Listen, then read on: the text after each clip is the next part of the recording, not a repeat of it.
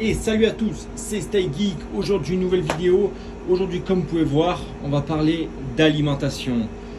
Simplement, on va expliquer dans cette vidéo à quoi servent les alimentations pour un rig et quels sont les modèles qu'on peut retrouver sur le marché actuellement. Donc là, ça va être simplement une vidéo d'explication, une vidéo de compréhension. Voilà, parce que ça se peut qu'en tant que débutant, je m'assois, on peut se retrouver devant ces trois types d'alimentation là. Donc c'est pas évident quand on est débutant de se lancer, de savoir quel modèle d'alimentation pourrait être approprié à son rig de minage. Donc tout simplement, vous allez voir sur ces trois alimentations, on a des câbles, ben, ça c'est tout à fait normal. Donc là sur celle-ci, on va retrouver une alimentation de type ATX pour les ordi gamer comme ceux-là qui est derrière là. Là on va retrouver une alimentation serveur avec une breakout board. Et du coup, ben, ça c'est des alimentations qui sont dans les serveurs, donc elles ont un format beaucoup plus petit que celle-ci. Et là on va retrouver une alimentation de type ATX, donc Extended ATX. Donc vous voyez, si on les met à côté, elles ont à peu près la même taille, mais sinon en termes de longueur, on va être sur un format beaucoup plus gros.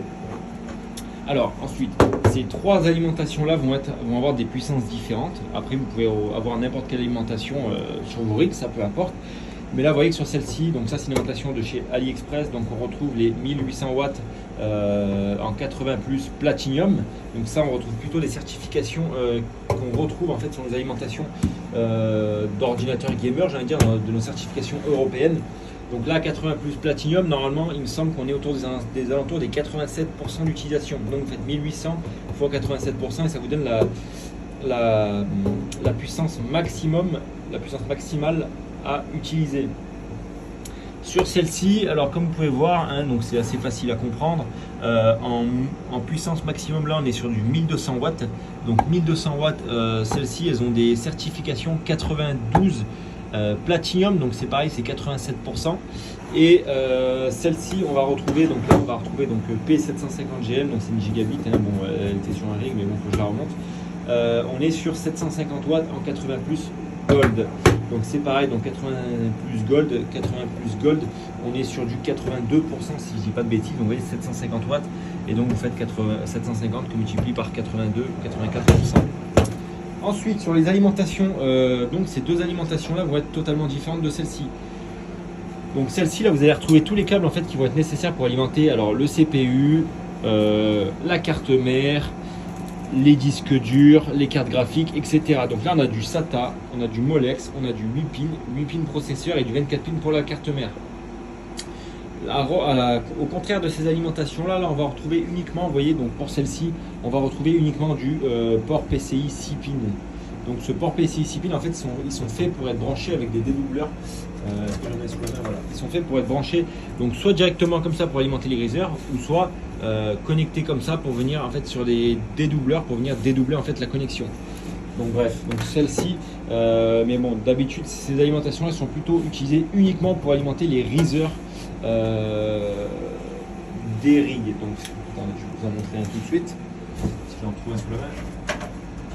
Donc voilà, ça va être ça. Du coup là on a les riseurs et en fait au lieu de venir mettre l'adaptateur, alors où est-ce qu'il est ? Voilà, je vois les amis, je vous montre tout. Ici chez Stay Geek, on montre tout. Au lieu de venir mettre en fait du coup, donc cet adapteur là qui sort avec un SATA qui est assez dangereux, qui ne supporte pas beaucoup de puissance, on va venir simplement mettre directement le 6 pins comme ça, directement comme ceci. Donc comme ceci là, on est assuré d'avoir une bonne continuité électrique, on évite tout risque justement d'avoir encore un dédoubleur, plus une connexion.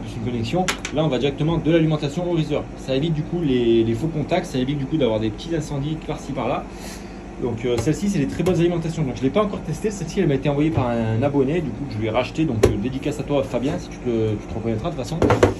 Voilà, donc ça c'était pour celle-ci. Alors celle-ci c'est une alimentation serveur avec une breakout board. Donc normalement vous avez le choix d'acheter soit l'alimentation soit le breakout board, soit de prendre le pack complet. Donc allez-y, prenez le pack complet. Mais faites bien attention sur les breakout boards, il y a des breakout boards où vous pouvez directement venir en fait synchroniser avec un Molex ou un 6 pin par exemple de votre alimentation ATX pour qu'elle démarre en même temps une petite connexion comme ça. Donc je vous conseille de la prendre. Or là il faut juste allumer ici le petit bouton avant d'allumer la grosse. Une fois que vous avez allumé l'alimentation serveur et que vous venez allumer votre alimentation ATX avec le petit bouton, celle-ci va être détectée et va partir en même temps également avec celle-ci. Donc ça voilà. Donc ça, faites bien attention, prenez la breakout board avec le petit connecteur ici. Ensuite, donc, pour l'alimentation serveur, on voit que c'est c'est une qualité un peu au-dessus au niveau des câbles. Vous voyez, donc on a directement du 8 pins. Donc là, vous voyez qu'au niveau des câbles, on est vachement plus fourni. Alors on a du double pin comme ça, enfin double 2x8 pins. Là, on est sur du donc 2x8 pins. On a 4 comme ceci. Et ensuite, on a 8 ou 12 câbles en un pin, enfin une fois 6 pins comme ceci. Donc ça peut être vraiment intéressant si vous avez beaucoup de cartes. Par exemple, moi, cette alimentation là, je vais la remettre avec celle-ci dans le rig pour connecter en fait les 12 RX 470 que j'ai, et ça va être top. Les deux couplés, du coup on sort une puissance brute de 1950 watts. Donc, ce qui est plutôt pas mal du tout. Ça permet justement d'avoir beaucoup plus de puissance et d'éviter d'acheter par exemple deux alimentations ATX, parce qu'une 1200 watts en ATX coûte forcément beaucoup plus cher. Donc moi je vous conseille, donc mon conseil personnel en termes d'alimentation, c'est que si vous avez pas beaucoup de cartes, genre 3-4 cartes ou même 5-6 cartes qui consomment pas trop, si vous avez par exemple 6 3070, partez plutôt sur soit une grosse alimentation ATX en 1500 watts, ce qui vous fera, donc va vous coûter plus cher déjà de base, ce qui va éviter du coup d'attendre trop longtemps de recevoir une alimentation AliExpress, mais cependant une alimentation 1500 watts qui vont être certifiées minimum en 80 plus gold. Vous avez une durée minimum de l'alimentation de 7 ans. Donc là, vous achetez une alimentation comme ça, no name. Certes, donc c'est puissant.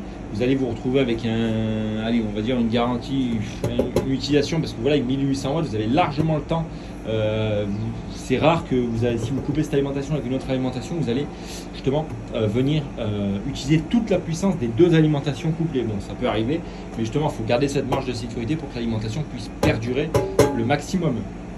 Donc là, par exemple, sur 1800 watts, vous allez tirer à 1300, 1400 watts maximum, justement pour garder un maximum d'efficacité, pour éviter que ça chauffe trop, et durable, et avoir une durabilité, une longévité dans le temps un peu plus accrue. Oula, j'ai un peu bugué. Alors voilà, c'est pour ça que moi je vous conseillerais en fait du coup, si vous avez le budget, de partir sur deux alimentations comme ça séparées, parce que le fait d'avoir deux alimentations pour un gros rig, bien sûr je parle, ce qu'il va faire, c'est que si une alimentation tombe en panne, l'autre alimentation peut toujours subvenir aux besoins. Donc forcément, soit deux ATX, ça peut être vraiment pas mal, ou soit une alimentation serveur et une ATX. Ça c'est vraiment le combo parfait. Mais voilà, après chacun fait comme il veut. Moi c'est mes conseils, parce qu'en fait pourquoi je vous conseille l'alimentation serveur, c'est tout simplement parce que l'alimentation serveur dispose d'énormément de câbles pour brancher les cartes graphiques et les risers. Donc ça c'est vraiment excellent. De plus, bon, là, le désavantage c'est qu'elles font un peu de bruit, parce que vous voyez le système de refroidissement il est tout petit comme ça. Donc là on a un gros ventilateur 120 mm tout autour, ce qui permet une très bonne réfrigération des composants et des composants internes de l'alimentation. Où là j'ai du mal aujourd'hui. Donc voilà, ce qui fait qu'une alimentation serveur actuellement peut vous fournir énormément de câbles et suffisamment de puissance couplée à une alimentation ATX pour vous générer assez de puissance pour alimenter tout votre rig. Vous voyez les câbles, en plus les câbles c'est vraiment de la bonne qualité, on n'est pas sur la qualité comme ceux-ci qui sont un peu fins. Cependant ces câbles là sont de très bonne qualité, mais là on remarque une qualité accrue des câbles. Donc voilà. Donc dites-moi dans les commentaires ce que vous utilisez comme alimentation sur vos rigs. Je serais curieux de savoir. Comme d'habitude, n'oubliez pas de vous abonner, de mettre un petit pouce bleu et un commentaire, ça fait toujours plaisir. N'oubliez pas que le serveur Discord est ouvert et que du coup, je voulais vous dire aussi, on va faire prochainement une vidéo, une présentation des rigs des abonnés. Donc on va faire déjà une première vidéo sur les plus beaux rigs des abonnés, les plus beaux setup minage des abonnés. Donc je vous mettrai le lien en commentaire, enfin l'email. Il vous faudra faire vos photos.